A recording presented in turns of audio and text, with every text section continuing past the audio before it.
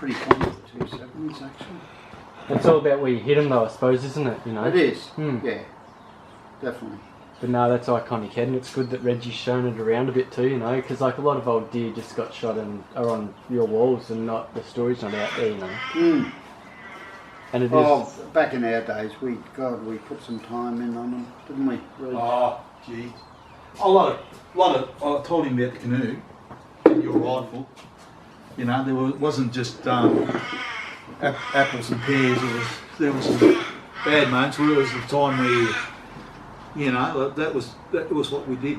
The risk we did with Samba. Yeah. You see all the good stuff. There's a lot of times when when it went wrong too. Not horribly wrong. We were still here. Yep. The first thing was always about firearm safety. Yep. You got a rifle. We used to go in our backpacks, and as soon as we check each other's rifle, it was just part of what we did. Yep. We didn't ever have one up the spout, and we had them in the magazine. How many? And I was telling the rest of the stags we used to see going in there. We never hunted them. We're going to our specific spot. In some ways, that sort of got to us a bit too, because we go in there was nothing there, no activity, and we say, well, should we go back and seen that stag? Should we put a hunt on him? And I mean, you know, pulling up, we should have probably. Hindsight. Yeah. So, but oh yeah, we being shift work. I was a bus driver. Yeah. Bus driver. Up the bus drivers. And we try to manipulate times because he's shift work and me getting time off. How many shifts will we do a year? About 8? Yeah, easy, because we used to go for 4 days, 3 nights, 4 days. Yeah. The reason we didn't hunt deer on the way in, we had our stashes in there and we're all sort of set up. Yep. Yeah. So a couple of times we came back and put a bit of time in. Yeah, we did. Yeah. Yeah. And so like there was no gate closure, so that 8 months was throughout the year, wasn't it?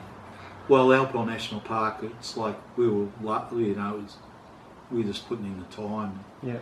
As many trips. I mean, our wives probably suffered a bit. No, It was sort of like, no, I don't know about that one. well, they missed their loved Missed ones, you. didn't they? Yeah, no. They missed us, didn't they? Not really. No, they like the time out, don't they? Probably.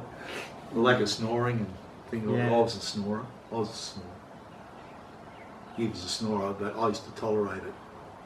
But And you just stay in the same tent, obviously, because you pack in. no. Back then? No. We had our separate tent. Yeah. Yeah, no.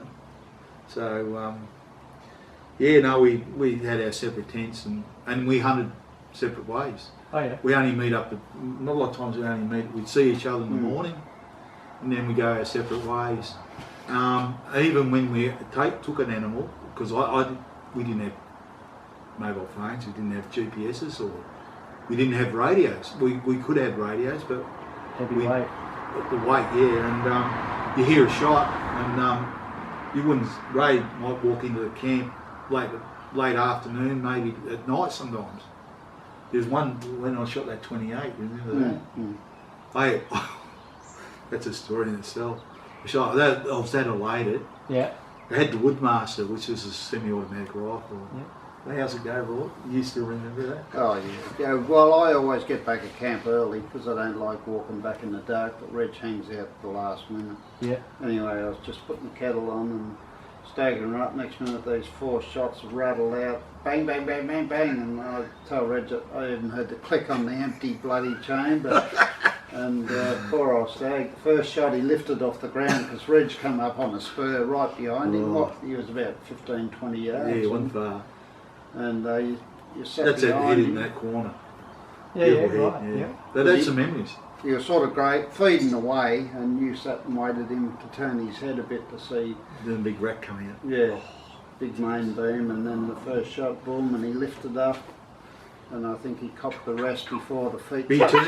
He turned on me actually. He turned because you know, like this is the sad part of it, but I just remember the adrenaline, and he was still, and I had 1 shot left. I think I fired 4, and then the next one he's coming at me, still trying to get at me. You know, he's got all this, and they're all in the shoulder here underneath the Right. armpit here, and his turn. I had to put another win in, and he was coming at me. But it, you know, but He I was going nowhere. So No, he was going nowhere. But that was the Woods Master, or we used to call the Miss Master. Oh yeah, bit inaccurate. Oh, Or just the bloke at the end. I become better a marksman after when I got a bolt action because you only had the one shot. Yeah. But where I suppose the thinking is I missed with the first. I got all these other shots to do with the semi-automatic, and I was a bit, being young, inexperienced.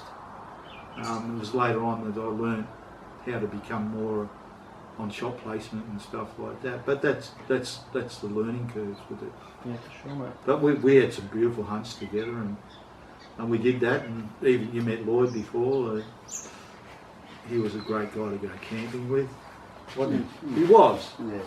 We just couldn't get out of camp. Classic. Yeah, but hope you don't hear this, Lloyd. But, No, back in those days, you hunted all day too because no one else was getting into that type of country, and the deer were just feeding most of the day, and especially in winter Yep. because Yeah, no. they could, you Yeah. know, weren't getting bothered. as That's the much. difference today. Well, we had no hunt. There was no hunting period. Well, there was hunters, but nothing like compared to today. Where I feel sorry for the modern day hunter now. You know, the next generation is. Yeah, we didn't have the pressure on us. We could go away for what? A month. You remember when you lost your mini mag light? He lost his mini mag light and he blamed me. He said, "You seen him in mini mag light? I've lost it." And he flicked it out of his sleeping bag and it went down the bank. We went back about a month later and here it is on the bank. Oh. You've been anyone else in there, so no one had been in there for a month. Oh yeah. But back then, backpacking wasn't. No. Everyone used to hunt from one camp or where they could drive, where we started. We weren't the pioneers of it, but we were close as. Yep. We sort of started, and then even Ray and I went our different ways. You know, not that we got sick of it, we were still good mates, Yep. but we just stopped some. We just wanted, him being a shift worker, he was hunting with his guys and that he worked with, and I was getting into photography a lot, you know.